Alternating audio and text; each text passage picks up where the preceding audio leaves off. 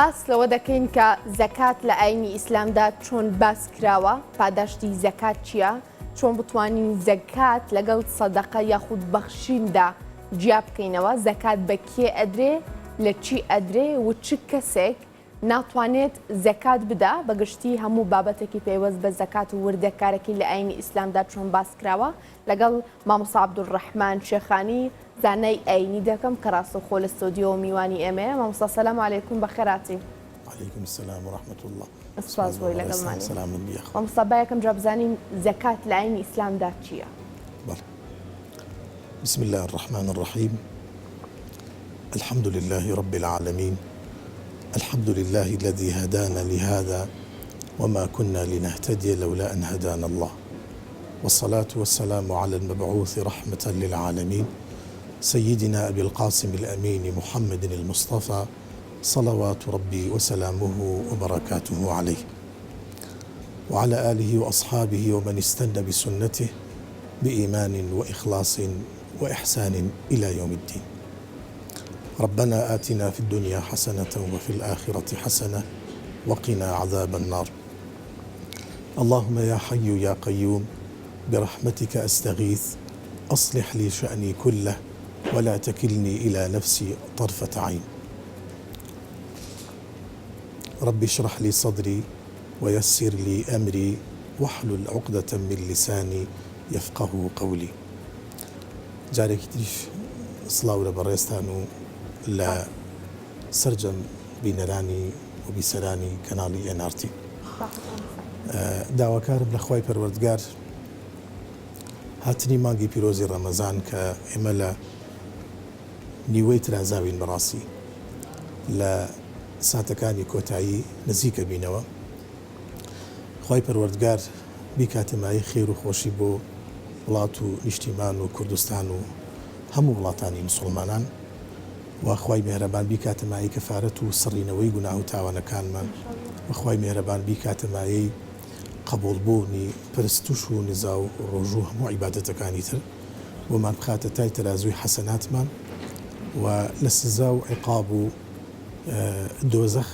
خۆمان و ماڵ و مناڵمان و خێزان و میلەتمان بپارێزێ ئینشاء الله. سەبارەت بە وڵامی پرسیارەکەی بەڕێستان، پێناسەیەکی زەکات لە ئاینی پیرۆزی ئیسلام لە ڕاستیدا وشەی زەکات لە چەند ئاەتێک لە قورئانی پیرۆزە هاتووە. ئەگەر بچینە سەر ئەسلی و بنج و بنەوانی وشەی کەلیمەی زەکات، زانایان بە دوو ڕێگە تەفسیری ئەکەن. واتە زەکات لە لوغە و زمانی عەرەبی و پێناسە و شیکاری زەکات لە ئیستلاح یاخود بڵێیت لە تەرازوی شەریعەتی پیرۆزی ئیسلام. جارێ سەرەتا وشەی زەکات بە مەعنا گشتیەکەی یعنی ئەزیادە زیادەش بۆ معنایە تواتە خوای پەروەردگار جەلە جەلالوهو ماڵێکی دیاری کردووە، سامانێکی دیاری کردووە کە دوایی ئێنە سەرباسی جۆرەکانی زەکات لە چەند شت ئەدرێ و دوایی باسیەوە ئەکەین زەکات ئەدرێ بە چ جۆرە کەسێک لە ناو کۆمەڵگادا. خوای پەروەردگار جەلە جەلالوهو کاتێک کە بۆ کەسانی سەرمایەدار و کەسانی دەوڵەمەند ماڵ و موڵکەکەیان کە دیاری کراوە، ئەگاتە ڕێژەیەکی زەکات، واتە ئەگاتە حەدێک، ئەگاتە سنوورێک، خوای مێهرەبان جەلە جەلالوهو ڕێژەیەکی بۆ دیاری کردووە. مەسەلەن ئەگەر نمونە بە یەکێک لە نمونەکان بێنینەوە بۆ نمونە، مەسەلەن ئەگەر کەسێک ئاژەڵدار بوو، لایکەنی 40 سەر مەڕی هەبوو بۆ نمونە، یان 40 سەر بزنی هەبوو، کە لەو ڕێژەیە خوای پەروەردگار جەلە جەلالوهو یەک سەری دیاری کردووە، یعنی 39 سەری تایبەت کردووە بە خاوەنەکەی، تەنها یەک دانەی لەو ئاژەڵە دیاری کردووە کە بدرێ بە زەکات. کەواتە زەکات بە معنای گشتیەکەی بە معنای زیادەیە، یعنی بۆن منە لە ڕێژەی ئەو چلیەکە 39کەی بۆ خاوەنەکەیەتی دانەیەکی زیادە، ئەو زیادەیە ئەبێ خاوەنەکەی بۆ نمونە نەڵێ ئەمەی متەبەقیەکە کە 39 بۆ نمونە بۆ منە و ئەو یەکەیشان هەر بە هەمان شێوە ئیتر من نایبەخشم و مەسەلەن نایدەم بە کەسانی مستحق کەواتە بە شێوەیەکی گشتی زەکات بە معنە زیادەیە ڕێژەیەک لە ماڵ دیاری کراوە کە ماڵەکە دیاری کراوە لەو کاتە خوای پەروەردگار کە ڕێژەکەی دیاری کردووە لە بەرامبەر ڕێژەکە بەشێکی دیاری کردووە کە ئەو بەشە زیادەیە تۆ ئەبێ ئەو بەشە زیادەیە لەو ماڵە جیا بکەیتەوە ئەوە یەکێک لە معناکانی وشەی زەکات و یەکێکی تر لە معنای بمعنە ئەدنمووە واتە نەشونمە ینی زیادبوون واتە ئەو کەسانی کە زەکات لە ماڵی خۆیان دەرئەکەن ماڵەکەیان زیاد ئەکات ماڵەکەیان تەرەقی ئەکات ماڵەکەیان لە شوێنی خۆیان بۆ نمونە نامێنێتەوە بەڵکو خوا بەرەکەتی تێئەکا و شوێنەکەی پڕ ئەکاتەوە بە زیادەوە باشمەستا لەگەڵ سەدەقەیە چۆن جیاوازی زەکات بکەینێمە لە ئیسلامدا چۆن پاداشت و چۆن جیاوازی لە نێوان سەدەقە و زەکاتدا کراوە جا ئەمە معنا گشتەکەی زەکات بوو ئێستا وەڵامی بەڕێزیشتێمەوە معنا تایبێتەکەش کە لە شریعەتی پیرۆزی ئیسلامە دیاری کراوە زەکات بۆ چەند ماڵێکی دیاری کراو دیاری کراوە یعنی هەموو سەرۆت و سامانی مرۆڤ لەسەر زەوی زەکاتی لێ ناکەوێت تەنها چەند دانەیەکی دیاری کراوە بۆ نمونە لەوانەیە کە دیاری کراوە لە ئاژەڵە ڕێژەیەکی دیاری کراوە لە زەکاتی نەقدەی بۆ نمونە ئاڵتون و زی و ڕێژەیەکی دیاری کراوە و بە هەمان شێوە لە عروضی تیجارە واتە ماڵی بازرگانی بە هەمان شێوە ئەندازێکی بۆ دیاری کراوە لەگەڵ زەکاتی دانەوێڵە ئەمە معنە شەرعیەکەیەتی و ئیسلاحیەکەیەتی کە زەکات بریتیە لە دیاریکردنی بەشێک لە بەشێک لەو ماڵ و مڵکەی کە خوای پەروەردگار دیاری کردو بۆ زەکات جا جیاوازی چیە لە مابینی زەکات و سەدەقات بێگومان جیاوازی زۆرە هەرچەندە بەعزێ لە زانایان ڕەزا و ڕەحمەتی خۆیان لەسەر بێ ئەفەرموون زەکات بریتیە لە سەدەقەش بریتیە لە زەکات ئەمە ڕاوبۆچوونی کۆمەڵێکیانە بەڵام ڕاوبۆچوونی جمهور و زۆرینە لەسەر ئەوەیە کە ئەم دوو وشەی جیاوازە یعنی لە قورئانی پیرۆزە زەکات چۆن بە معنە زەکات هاتووە ئەو ماڵی کە دیاری کراوە گەیشتۆتە ڕێژەی زەکات گەیشتۆتە ڕێژەی زەکات و ساڵیشی بەسەرا سوڕاوەتەوە ئەو پێ ئەوترێ زەکات بە هەمان شێوە ئەو ماڵە کە گەیشتۆتە ئەندازەی زەکات و ساڵیشی بەسەرا سوڕاوەتەوە هەر پێ ئەوترێ سەدەقە کەواتە بە مانایەک لە ماناکان سەدەقە بریتە لە زەکات زەکاتیش هەر سەدەقەیە بەڵام ئەوە بە شێوەیەکی گشتی بەڵام بە شێوەیەکی تایبەتی لە ڕاستیدا جیاوازە بۆ نمونە زەکات لەو ماڵانە ئەدرێ کە خوای پەروەردگار دیاری کردووە بەڵام سەدەقە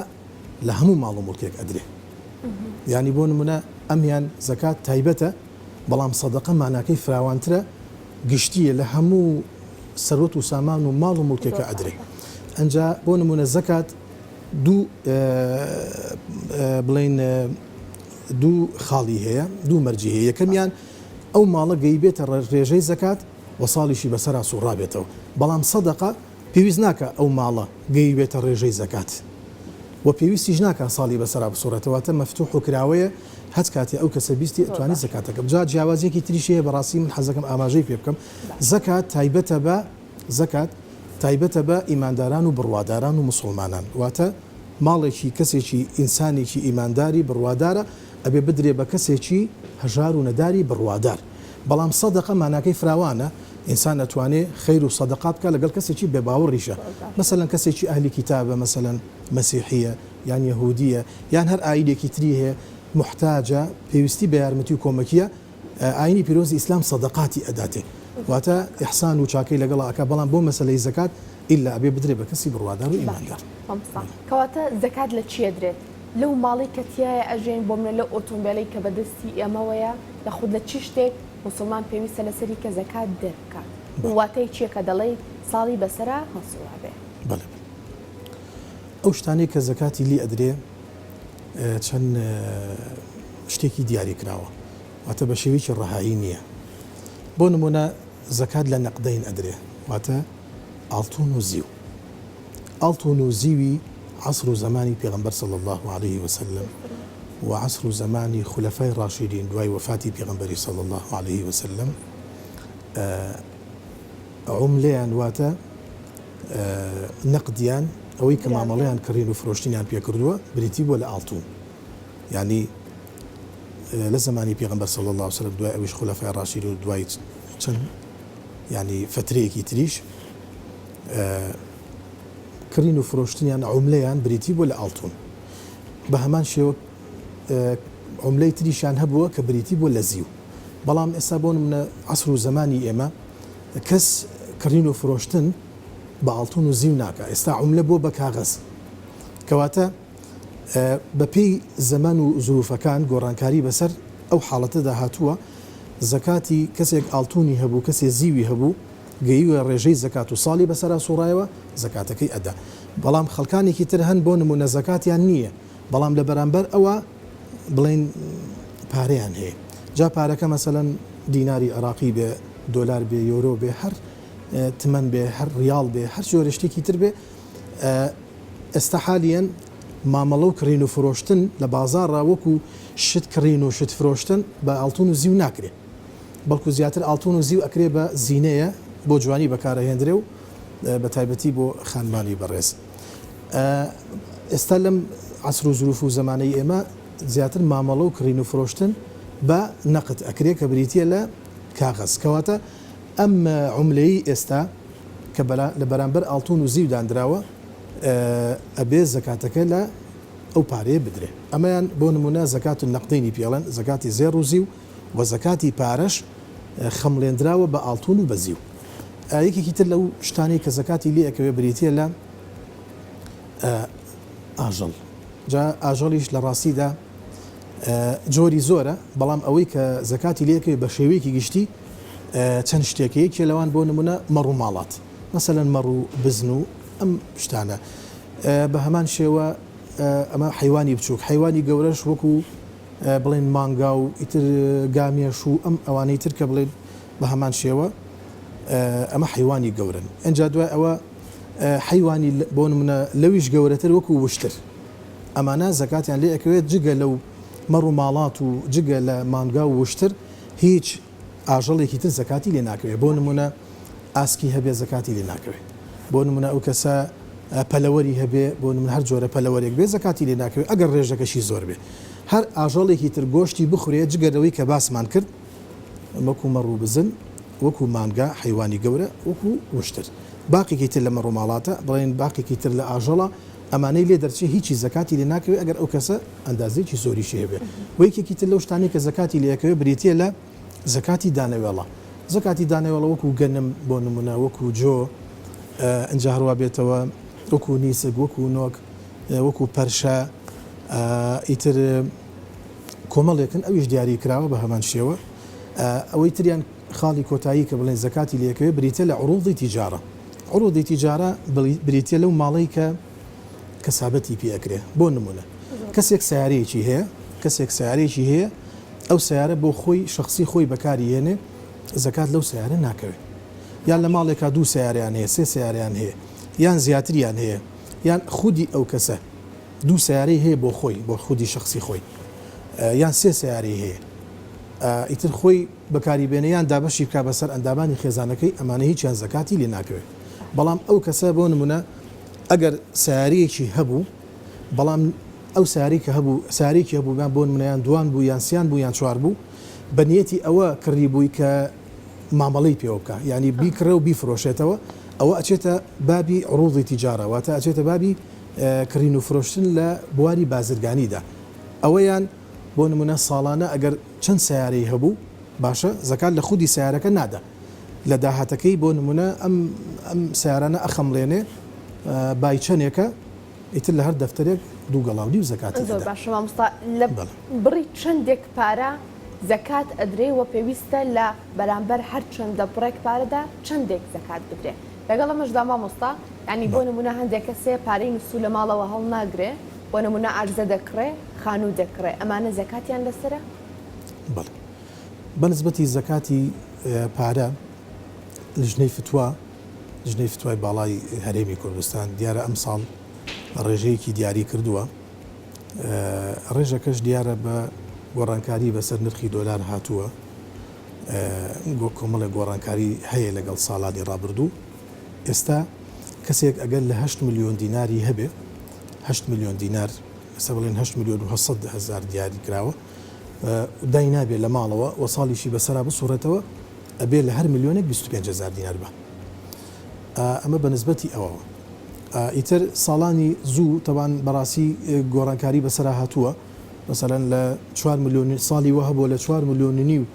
ئەگەر هاوڵاتێکی بەڕێز ئیماندارێکی بەڕێز بڕوادارێکی بەڕێز 4 ملیۆن و نیوی هەبوو بێ ساڵانی زوو بۆ منە لە هەر ملیۆنێک 25 هزار دینار زەکاتیەوە کە ساڵی بەسەرا سوڕابێتەوە. دواتر بوو بە مەسەلەن دیارە گۆڕانکاری هاتووە بوو بە 6 ملیۆن کەسێک 6 ملیۆنی هەبێ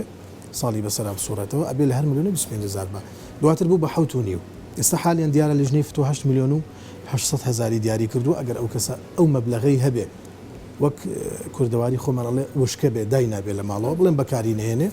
ئەوە ئەو کاتە ساڵیشی بەسەرا بسوڕێتەوە لە هەر ملیۆنێک 25 هزار دینار زەکاتەکەی ئەدا.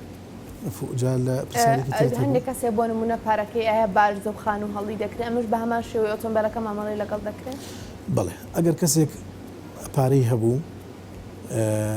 مڵکی پێکڕی مەسەلەن زەوی پێکڕی یان خانووی پێکڕی یا هەر جۆرە مڵکێکی تری پێکڕی ئەگەر بۆ خودی شخصی خۆی بوو یعنی وتی من ئەیکڕم و بۆ نمونە دای ئەنێم کڕین و فرۆشتنی پێ ناکەم ئەویان زەکاتی لێ ناکەوێت. یعنی ئەگەر 2 خانوش بکرێ 3 خانوش بکرێ بەو نیەتە بیکڕێ و ئیتر ئایا بۆ خۆی بەکاری بێنێ بۆ نمونە بۆ کوڕی بۆ ناوسەرگیری بکە بیداتەیان بۆ کەسێکی تر چەند دەستە خانووی هەبێ بۆ نیەتی کڕین و فرۆشتنی لێ نەهێنێ ئەوە زەکاتی لێ ناکەوێت. بەڵام ئەگەر مڵکی کڕیبێ بۆ نمونە ئەرزەی کڕی بێ ئیتر لە دانەیەکۆ بۆ عدەدێکی ئەوەی کە خۆی ئەیکڕیان چەند خانوویەک بەنیەتی ئەوەی کە کڕین و فرۆشتنی پێ بکە بەنیەتی ئەوەی کە بۆ نمونە قازانجی لێ بکە ئەوە بێگومان زەکاتی لێ ئەەکەوێ و ئەبێ ساڵانە بی خەمڵێنێ لە ئەندازەیەکە زەکاتەکەی لێ بدە. زەکات بە چی کەسێک دەدرێت؟ هەندێک جار ئەو پرسیارە لە کۆمەڵگەدا دەکرێت دروستە من زەکات بە دایک و باوکم بدەم دروستە بە خوشک و براکەم بە کوڕ و کچەکەمی بدەم یاخود با خاڵ پور مام ئەمانە بدەم دروستە؟ بەڵێ جا ئەگەر پێش ئەوی وەڵامی بەڕێز بمەوە حەزەکەم ئاماژە بە کێن ئەوانەی زەکاتیان پێئەشێ دوای لە زمنی ئەوانە وەڵامی پرسیارەکەی جەنابەتە دەمەوە ئەگەر بیرم چوو ئاگادارم بکەیتەوە. خوای مێهرەبان لە قورئانی پیرۆزە لە سوورەتی التەوبە لە ئایەتی 6 ئەچینە خزمەتی ئەفەرمێت أعوذ بالله من الشيطان الرجيم إنما الصدقات للفقراء والمساكين والعاملين عليها والمؤلفة قلوبهم وفي الرقاب والغارمين وفي سبيل الله وابن السبيل فريضة من الله والله عليم حكيم. خوای مهربان جل جلاله سبحانه وتعالى وشيء إنما لزماني عربية أجر إن شو صار حرفي ما بونمنا دیارە ئەمە بابەتێکی نەحویە من نامێ بچمە ئەو ئینەوە بەڵام ئەگەر پیتی میم چوە سەر پیتی ئینە ئەوە تفید الحەصر واتە تەنها بۆ ئەو کەسانە ئینەما واتە بۆ هیچ کەسێکی تر نابێ بۆ هیچ تاقم و گرۆهێکی تر نابێ ئیلا ئەوانە نەبێ کە خوا فەرمێ من دیاریم کردووە. 8 کەسە بەڵێ 8 جۆر کەسن لەناو کۆمەلگادا تەمانە بێ ئەو کەسانە مەرجی ئەوەیان تیابێ موسڵمان بن واتە ئەهلی بڕوا و ئەهلی بڕوا بن بەڵێ دووهەمین باڵغ بوو بن بەڵێ سێهەمینیان یعنی کەسێکی کەم ئەندام نەبێت لە ڕووی عەقڵەوە واتە کەسێکی بڵێن عەقلی لە دەست نەدابێ. کۆمەڵێ مەرجی هەیە من ئەگەر ئاماژە بەوانە بکەم ئەمانە کە مەرجی سەرەکین ڕاستیە. خوای مهرەبانە فەرمێ زەکات بۆ فوقەڕا جەمعی فەقیرە فەقیر بەو کەسە ئەوترێت چەند پێناسێکی کراوە بەڵام نزیکترین پێناسە بۆ ئەو وشەیە بریتە لە من لا مال له ولا كسب له یعنی فەقیر بە کەسێک ئەوترێ نەماڵی هەبێ نەکەسابەتی هەبێ. ئەنی ئەگەر نەماڵی هەبێ بۆ نمونە بەو معنایە یعنی کرێکی بێ کەسێک کە ماڵی نەبێ بڵێن خانوویەکی نەبێ سوکنایەکی نەبێ بۆ نمونە پێی ئەڵێن کرێکی ماڵێکی هەیە گرتوێتی بە ئیجار کەسابەتیشی نەبێ ینی لە ڕاستیە کەسێک بێ کە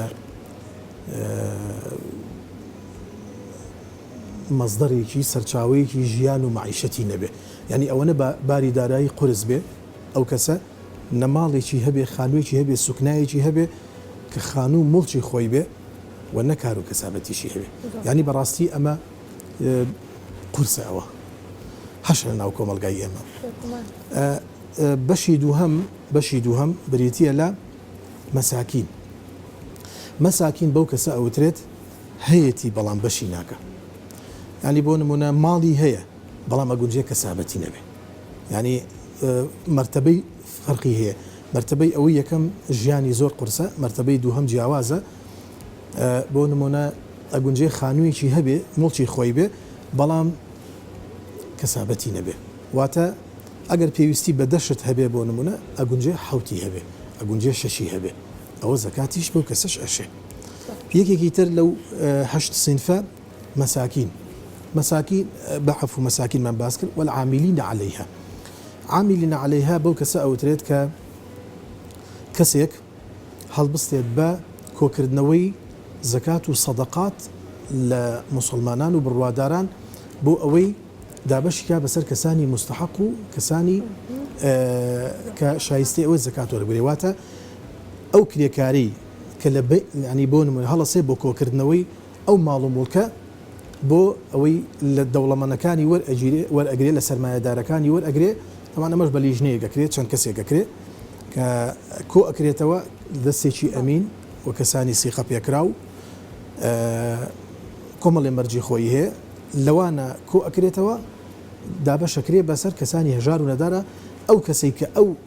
هیلاکەت و شەکەتە کە ئەکاکە بۆ نمونە لە کاتی خۆی ئاچێ وەریەگرێ و اینجا ئەینووسێ و اینجا ئەو کەسانە ئەدۆزێتەوە تەسلیمیانەکە ئەمە پێ ئەوترێت کەسێکە کە لەو بەینا عاملین عەلەیهای پێڵێن لە ڕاستیدا زەکات بەو کەسەش ئەشێ. اینجا بە کورتی ئەوانەی تریش باز بکەین ئینشاءالله والمؤلفەتی قلوبهم کەسێک تازە هاتۆتە ناو ئاینی پیرۆزی ئیسلام ینی کەسێک لەوە پێش بێ باوەڕ بووە بەڵام ئێستا هاتۆتە ناو بازنە و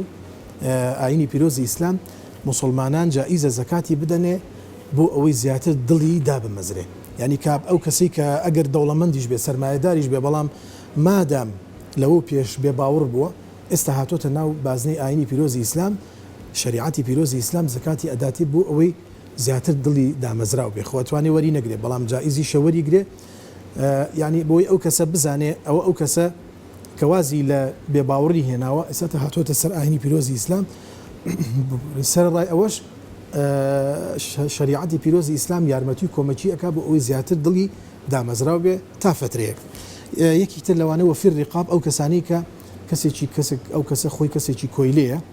بۆ نمونەیان کەسێکی ئافرەتێکی کەنیزەکە ئەو سا لە زمانی پێغەمبەر هەبووە صلی الله وسلم دوای وردە ڕیق و مەسەلەن کۆیلە و جاریە و کەنیزەک و ئەوانە نەماوە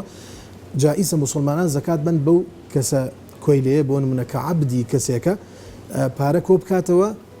عەقدێک کا لەگەڵ خاوەنەکەی کە سەییدە بۆی خۆی پێ بکرێتەوە لە بڵێن لە کۆیلایەتی خۆی بکە بە ئازاد جائیزە ئەوەش زەکات وەربگرێ وەڵغارمین ئەو کەسانی کە قەرزارن لەسەر بۆ نمونە لەسەر کاروبارێکی حەڵاڵە قەرزارن ینی بۆ نمونە ئەرچەیەکی کڕیوە لەسەر ئەرزەکە قەرزارە خانوویەکی کردووە بەڵام خانوویە کە ئیتر نەک ئاها بڵێن لە بابی ڕەفاهێتەوەوانە کە شتێکی معقول بێ لەسەر ئەوە قەرزار بووە یان هاوسەرگیری کردووە لەسەر هاوسەرگیری قەرزار بووە یان کەسابەتێکی حەڵاڵی کردو بەڵام ئێستا کەسابەتەکەی تیاچوو زەرری کردووە جائیزە زەکات وەربگرێ ئەو کەسێک کە قەرزارە کە وتمان قەرزار بێ لەسەر شتێکی حەڵاڵ جائیزە زەکات وەربگرێت تا ئەو کاتی قەرزەکەی لەسەر لاچێ کە قەرزەکەی لەسەر لاچوو ئەو کاتە جائیزنی زەکات وەربگرێ. دوو خاڵی کۆتایی ئەوانەی کە فی سەبیلی الله واتە ئەوانەی کە لە ساحەی جەنگە نەفسیان و جەستە و لاشەیان ئەبەخشن بەخوای رەب العالەمین بۆ پارێزگاریکردن لە ئاینی پیرۆزی ئیسلام بۆ پاراستنی سنوورەکان بۆ نمونە بۆ پاراستنی خاک و وڵاتی نیشتیمانی مسلمانان بۆ پاراستنی شەرەف و کەرامەتی مسلمانان ئەوانەی کە ئەسنە ساحەی جەنگ و جیهاد زەکات بەوانیش ئەشێ ئەمانە وەبنی سەبیل وەبنی سەبیلیش ئەو کەسەیە کەسێکی ڕێبوارە با لە وڵاتی خۆی دەوڵەمەندیش بێ مثلەن کابرایەک شخصێک لە وڵاتی ئێرانەوە هاتوتە مسلمانێک لە وڵاتی ئێرانەوە هاتوتە کوردستان بۆ نمونە ئێستا لێرە پارەی لێ بڕاوە جائیزە زەکاتی پێ بدرێتە ئەو کاتی ئەچێتە وڵاتی خۆی یان کەسێکی ئێمە بچێتە وڵاتێکی تر مسلمانێک بێ لەوێ جائیزە زەکات وەربگرێ لەبەرەوەی دارایی مەسەلەن لەو ساتە لە لای نییە جائیزە وەریگرێ و تاوەکو ئەگەرێتەوە وڵاتی خۆی و ئەمانە فەریزەیەکن لە لای خۆی پەروەردگارەوە بەو شێوەیە دیاری کراوە. زۆر باش مامۆستا لەو یەک خولەکەی کە لە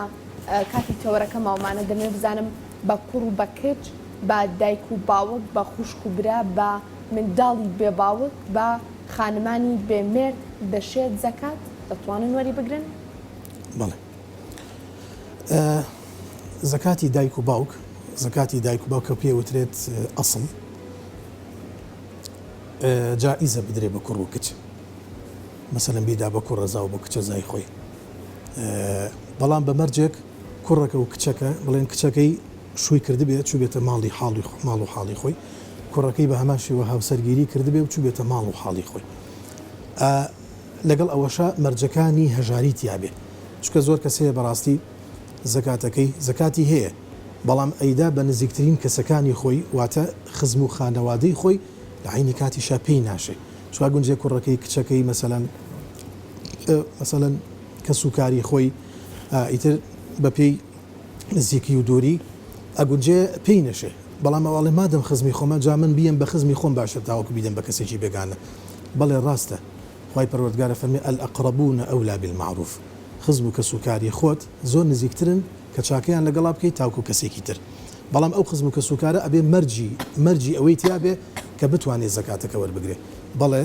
جائیزە زەکاتی ئەسڵ کە دایک و باوکە بدرێ بە کوڕ بە کوچ بەو شوێنی باسمان کرد و هەموو خزمەکانی تریش پێی بدرێ هیچ کەشیەکی تیانێ بەڵام بە پێچەوانەوە جائیز نییە ئەگەر دایک و باوکێک هەژار و نەدار بوون کوڕ و کچەکانیش زەکاتیان هەبوو ئایا جائیزە زەکات بن بە دایک و باوچیان نەخێر جائیز نییە بەڵکو واجبە لەسەر کوڕ و کچ دایک و باوچیان بەخێو بکەن ئیتر ئەمە تەفاسیلی تایە ڕەنگە هەر بتوانین نتوانین ئاماژە بچین ئاماژە بە هەموو بوارەکان و تەفاسیل و وردەکاری بکەین بەڵام هەر وەکو مشتێک لە خەروارێک وەکو دڵۆپێک لە دەریایەک کاتەکەشمان دیاری کراوە هەر ئەوە نەبتوانین ئەگەر من بتوانم لە کۆتا قسەم بەجالتیا بێ بەڵێ حەزەکەم لە کۆتاییدا ڕاستیە دوو پەیامم هەیە بیگەێنم بەو کەسانی کە ئەمڕۆ سپاس بخوا کەسانێک هەن الحەمدولله تا ئەندازەیەک التزاماتیان هەیە ئەهلی جومعە و جەماعەتن کەم و کورتی لە هەمومانە هەیە لە ڕاستیدا کەمال بەس بخوای بۆ خۆی ڕەب العالەمینە بەڵام بە شێوەیەکی گشتی میلەتی ئەمە زۆرینی زۆری مسلمانە داوا لە سەرمایەدارانەکەم لەم کەناڵە بەڕێزەی ئێوە و داوا لە هەموو ئەو بازرگانە بەڕێزانەکەم داوا لە هەموو ئەو کەسانەکەم کە خاوەنی سەرمایە و مڵک و سامانن فرسەتە مانگی پیرۆزی ڕەمەزان با بزە و خەندە بخەنە سەر لێوانی ئەو کەسانی کە لە ڕاستیدا باری داراییان زۆر قورس و گرانە کەسانێکن یعنی تووشی نەهامەتێکی زۆر بوون لە ڕاستیدا ئیتر دەست بکەن بە قاسە و کاسەکانیانە لە پێناوی خی پەروەردگار بیبەخشن کە زەکات حەقێکی خی ڕەب العالەمینە حەقی خوایە لەسەر بەندەکە و ئەو کەسش کە محتاجە حەقێکی بەلای هەژارەکەەوە هەیە هیچ بنەتی تیان نیە حەقی خوایە بۆی دیاری کردووە ئەم ینی تاقی کردوەوە بە سەرۆت و سامان کە دەوڵەمە نییە ئەمەشی تاقی کردوەوە بە هەژاری و نەداری کە هەژارە بەڵام حەقی هەژارەکەی لای دەوڵەمەنەکە داناوە لەبەرەوە داوایان لە یەکەم کۆمەلگای ئێمە چین و توێژێکی زۆری تایە ئیتر دەستی یارمەتی کۆمەچیان بۆ درێژ بکەن ئەم حەقی خوای پەروەردگاریان پێ ببەخشن بۆ ئەوەی لە دەرگایەک دەرگاکانی بەهشت کە باب و سەدەقەیە لە دەرگای باب و سەدەقەوە بچنە بەهشت و مەلایکەتەکان پێشوازیان لێ بکەن لە کۆتاییشدا ڕۆژێکیان دایکی ئیمانداران سەیدەتونا عائیشە سەلامی خوای لەسەر بێ لە ماڵەوە بوو ئافرەتێک لە دەرگای ماڵەکەیدا لە بابی سەدەقەوە باسی ئەو مۆزوعاکەم لە باوەی دەقەونی وێکە ئینشاءالله ئەمیش دەرگای کردەوە بە دایکی ئیماندارانی فەرموو سەلامی خوای لەسەر بێ شتێکم بنێ لەوەی کە هەتانە دیارە ماڵی پێغەمبەری صلی الله عليه وعلى آله وسلم ڕاستیەکێک بوون لە ماڵە هەژارەکان و فوقڕاکان ئەویشە فەرمووی بە سەرچاو چیمان هەبوو ئەوەی کە خوا کردی من بە قسمت ئێستا بۆ دیێنم چوو لە ماڵەوە 3 دەنگ خورمای هێنا دیارە هەر ئەوەنە لە ماڵەوە هەبووە 3 دەنگ خورمای هێنا ئەو ئافرەتە بەڕێزە هەر 2 کچیشی لەگەڵا بوو کە کاتێ 3 دەنگ خورماکەی یا بە دایکەکە خورمایەکی دا بە و کچە و خورماکەی تریشی دا بە کچەکەی تر زۆر برسیان بوو پەپەلە خورماکەیان خوارد بەڵام دایکی کە سەیری هەردووشیانی کرد تەماشاکە دیارە ئینسانی برسی لە ڕاستیدا ینی دەنکە خورمایەک ینی کیفاەت ناکە بەو ئینسانە دایکەکە خورماکەی بەرز کردەوە بۆ دەمی بەڵام ڕەحم و بەزایی و میهرەبانی سۆزی دایک بۆ ڕۆڵەکانی کە زۆر برسی و هیلاک و شەکەت بوون خورماکەی بەشی خۆی کرد بە دوولەتەوە لە تێکیدا بەو کچە لە تێکیدا بەوەی تر ئیتر خۆی بە برسێتی مایەوە خۆ حافیزی کرد و سپاسی دایکی ئیماندارانی کرد و ڕۆی دوایی پێغەمبەر هاتەوە صلی الله عليه وعلى آله وسلم بۆ ماڵەوە چیرۆکەکەی بۆ جێڕایوتی یا ڕەسوڵ الله ئافرەتێک هات دیمەنەکەم زۆر بەلاوە ینی جوان بۆ بەڕاستی بەزەیی دایک زۆر گەورەیە پێغەمبەری خوا فەرمووی صلی الله عليه وسلم خوای پەروەردگار لەو دایکە خۆش بوو لەبەرەوەی ڕەحم و سۆز و میهرەبانی بوو بەمایی ئەوە کە خوای میهرەبان لەو دایکە خۆش ببێ و فەرمووی تۆش کارێکی زۆر باشت کردووە رسول الله فەرمی اتقوا النار ولو بشق تمرة خۆتان لە ئاگری جەهەنەم و دۆزەق بپارێزن ئەگەر بەلەتە خورمایەکیش بێ فإن لم تجد فبكلمة طيبة ئەگەر لەتە خورمایەکیش نەبوو لە پێناوی خوا بیبەخشی با بە وتەیەکی جوان ئامۆژگاریەکی جوان بزە و خەندەیەک خۆت بپارێزە لە ئاگری جەهەنەم لەبەرەوەی ڕێگاکانی بەهەشت ئەوەندە زۆرن و ڕێگاکانی چاکە و ئیحسان ئەوەندە زۆرن ئومێد دەکەم خوای پەروەردگار جەل جەلالوه ڕۆژ و تاعەت و عیبادەت و پەرستشەکانی هەمومان لێمان وەربگرێ و ئیستیقامە و ئیدامەمان پێ بدات لەسەر نوێژ و تاعەت و عیبادەت و خواپەرستی تا ئەو کاتی ڕوح لە جەستەمان دەرەچێ و ئەگەڕێنەوە بۆ لای خوا زۆر سپاسی بەڕێستانەکەم